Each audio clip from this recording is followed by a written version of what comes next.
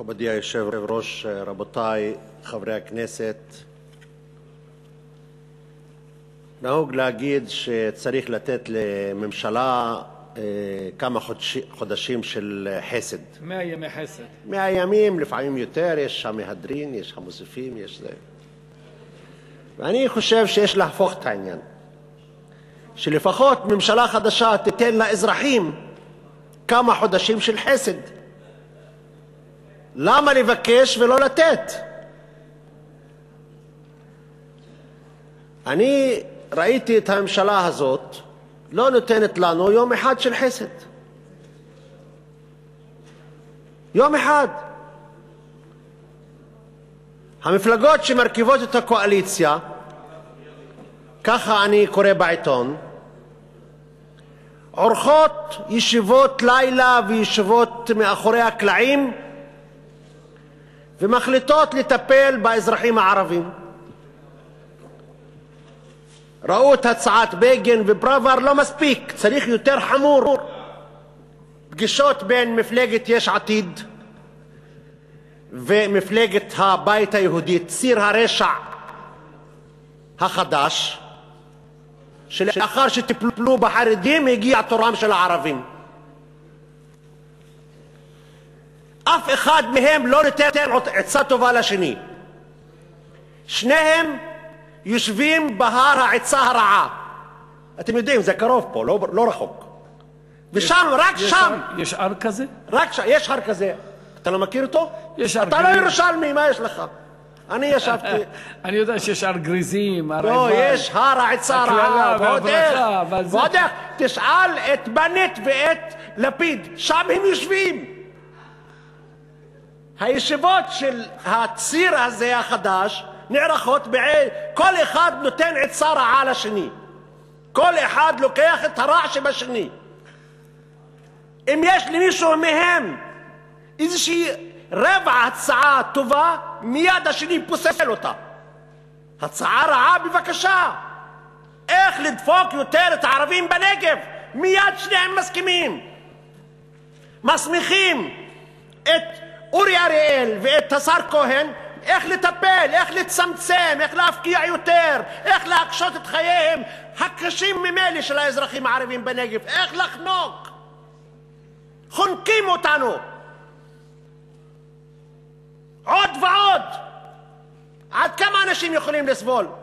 ובאו עם מרץ חדש לממשלה, לא להגן על האזרחים, לא להגן על זכויות אדם, לא לצפצפים על הכל.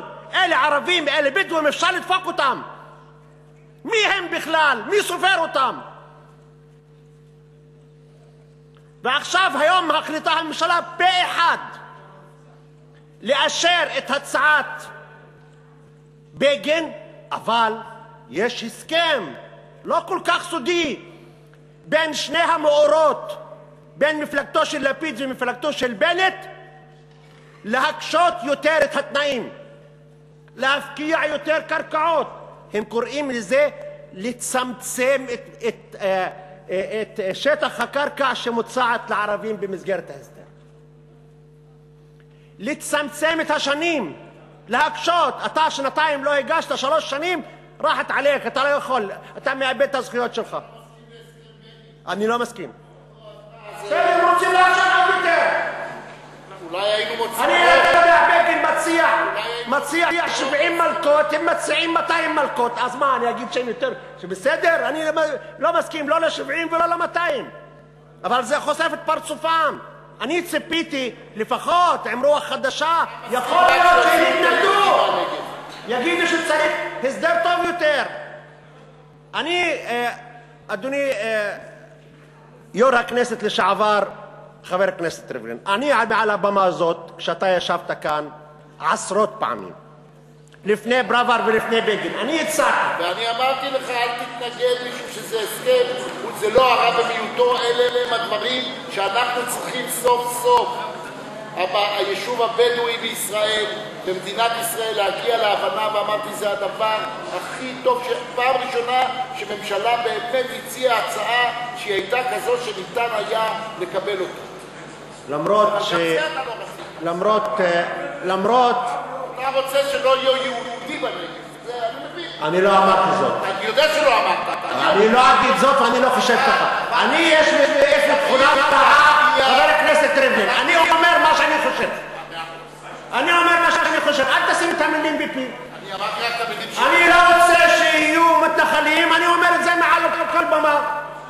אני מעולם לא אמרתי, אני רוצה חיים משותפים של הילדים שלי ושלך.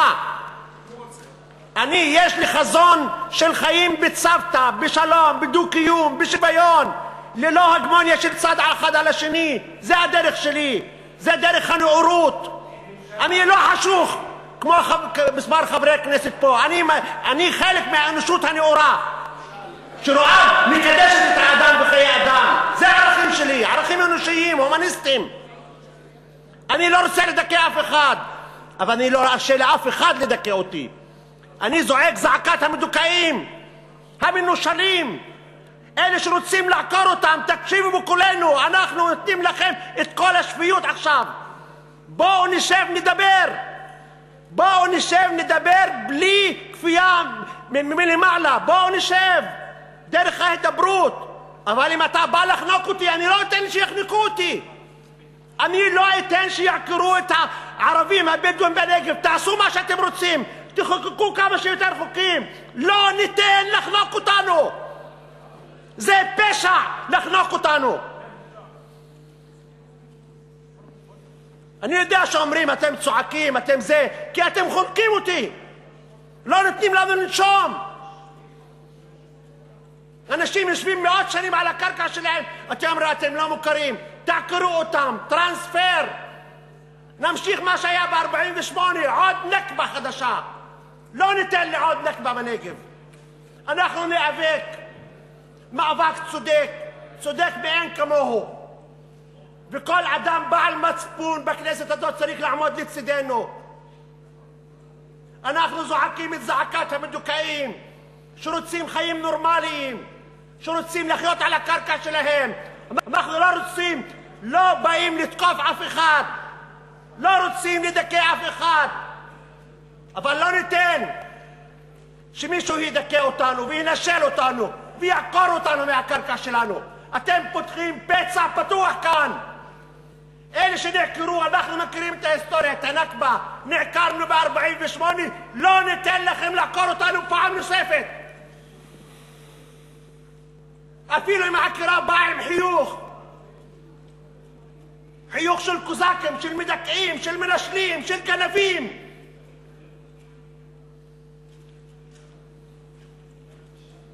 עם עניבות של בני תרבות, גנבים בני תרבות, מנשלים בני תרבות, מפציצים בני תרבות. והאדם המנושל המדוכא הוא רק צועק. אני לא הגזמתי. תעמוד לדי, תעמוד נגד ההפקעה בנגב עם העניבה שלך, עם העניבה שלך.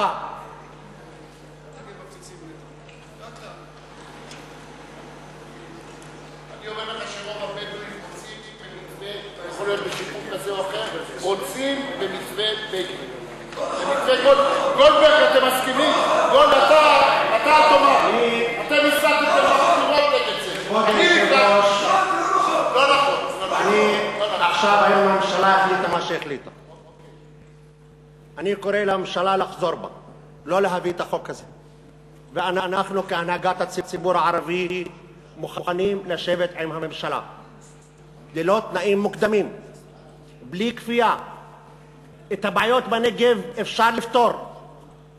אנחנו רוצים, מי אמר לך שאנשים בנגב רוצים לחיות בלי חשמל, בלי מים, בלי בית ספר צמוד, בלי גן ילדים, בלי מרפאה, צריכים לנסוע על כל דבר עשרות קילומטרים? מי אמר? רוצים, אנחנו חיים נורמליים. אתם לא נותנים לנו, לא מכירים בכפרים האלה, הם קיימים לפני מדינת ישראל. צריך לשאול את הכפר הזה אם הוא מכיר במדינת ישראל. הוא קיים לפני המדינה. יש גבול.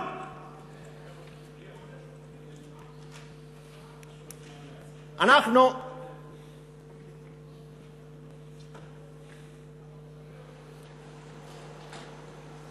שואבים את כוחנו ממקור עיקרי אחד, כבוד היושב-ראש, שהצדק איתנו שהאדמה שלנו, שהכפרים האלה שלנו, ולא ניתן שיעקרו אותנו. אנחנו לא רוצים עימותים, לא רוצים התנגשויות, אבל אל תדחפו אותנו לשם.